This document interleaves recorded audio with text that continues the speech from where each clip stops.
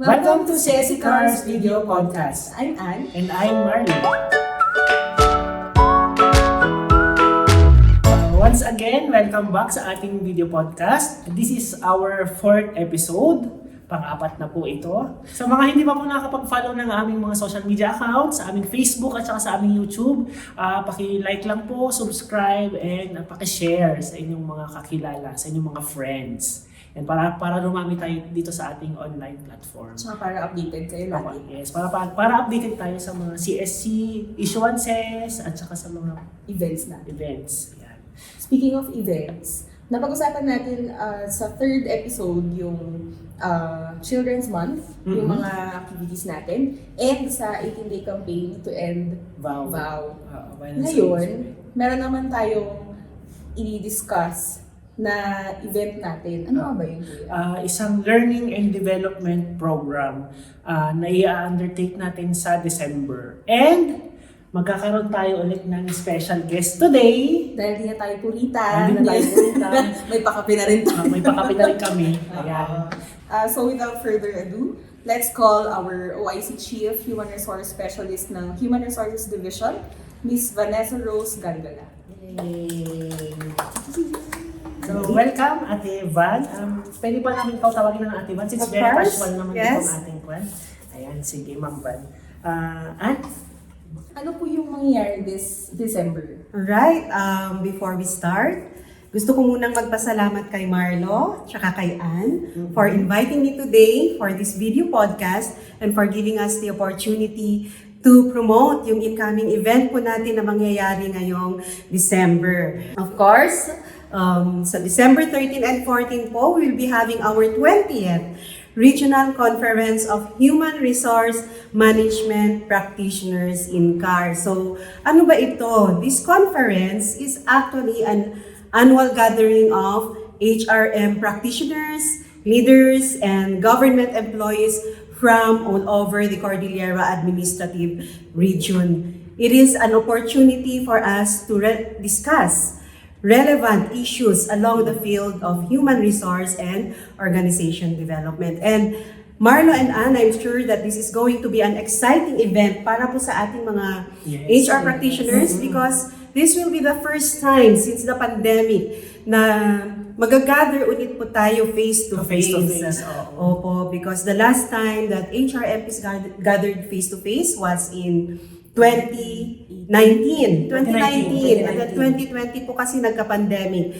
And then we had a regional conference po in 2021 pero virtual po ito. So I'm sure na excited po lahat na makakadalo po dito sa ating regional conference ngayong December. Tanungin ko lang, Ate Van, Ma'am Van, sino-sino po ang mga target participants natin? Aside from dun sa mga nabanggit mo kanina mga HR practitioners, sino pa yung mga pwedeng mag-attend ng ating L&D event natin na ito? Okay, so once again, we would like to invite everyone to join our 20th Regional Conference of HRMPs in CAR, which will be held on December 13 to 14, 2022. At yung venue po nga pala natin, dito sa Baguio City at Newtown Plaza Hotel. So, dun po tayo sa December 13 and 14. Ma'am, ano po ang theme natin? Ang alam ko meron tayong theme for this conference. So, ano po yung theme natin this Yes, so of course, this 2-day event will be providing an avenue for all participants to discuss and listen to various topics in line with organization reculturing as we navigate changes to hone agile and future-ready civil servants. So, ang theme po natin for this regional conference is Organization Reculturing, Navigating Changes to hone agile and future-ready civil servants. As we all know, the COVID-19 pandemic has affected our lives as we know it. And not only that, it has made tremendous and swift effects on our workplace culture. So, as we adjust our operations during the pandemic and as we prepare for the recovery, our organizational leaders has to consider which culture changes they want to retain and which they must counteract. That's why during this regional conference, we are going to have various topics centering on organization reculturing. Because when we talk about organization reculturing, we refer to this as an essential roadmap in redesigning and reconnecting individual behaviors, processes, and practices to align or maybe realign with our organization vision, mission goals, and values, thereby achieving organizational excellence as we adjust to this post-pandemic world. So yun po yung ating focus sa ating theme. Maganda yung focus nung topics na i-discuss ng mga speakers natin sa CHRMP, no? Pero balita ko, Ate Van, magagaling daw talaga yung mga speakers natin dito sa event na to. Sino-sino po ba sila? Sino kaya sila? Yes, so magagaling po yung mga na-invite po natin na speakers. And I'm sure po na marami po tayong matutunan sa kanila. And I would like to especially mention our keynote speaker, who is none other than our chairperson, Carlo Alexi B. Nograles. So he will be giving the keynote message, and his message will be centered on the theme on the relevance of organization reculturing in public service in the midst of disruptions brought about by the pandemic. So sa day 1 po, mauuna po si ating chair. And then after that, after him, our own, very own Mayor Benjamin Magalong will also be one of our speakers. Yes, kasi ang daming i-share si Mayor about creating a digital transformation culture. So he will be focusing po on the discussion of culture as the key to driving transformation and how to gain internal buy-in among all members of the workforce. Siguro narinig po natin yung Smart City ni Mayor. Mayor Magalong will also be sharing with us yung best practices that the city government of Baguio has undertaken in its digital transformation journey, especially during the pandemic. Yes. Day 1 pa lang. Day 1 pa lang. Yes. Marami-rami na sila. So day 1, so yun po yung sa umaga natin. And so in the afternoon, we will also be having a top global motivational speaker and leadership coach with us who will be discussing on the topic, the HR practitioner transforms. So sino po ba ito? We will be having as our speaker, Marie Antoinette P. Miranda, or better known as Tony Miranda, and she is also the president of the Radiance Image Consultancy. So she is a leadership expert who has over 20 years of experience as a corporate executive and entrepreneur. So, yun pong topic ni Ma'am Tony ay the HR practitioner transforms. So, this will be focusing on the rebranding of the HR image into something welcoming and fun, from being focused on compliance and setting rules, and being bureaucratic to being approachable and strategic. Siguro kailangan din natin ngayon itong kind of transformation in this post-pandemic world. Okay, so day 1 pa lang nun, so marami-rami na tayo. May 3 na tayong speakers ng day 1. So, Ma'am Van, sino pa po ang ating makakasama sa day 2? Yes, Marlo. So for day 2, meron din po tayong mga naka-line up na mga magagaling po na mga speakers. So yung una pong speaker natin for day 2 is none other than the Acting Executive Director of the Civil Service Institute, Director Vicky Esber. Si Ma'am Vicky po ay dati rin po na Regional Director ng CSC CAR from January to June 2022.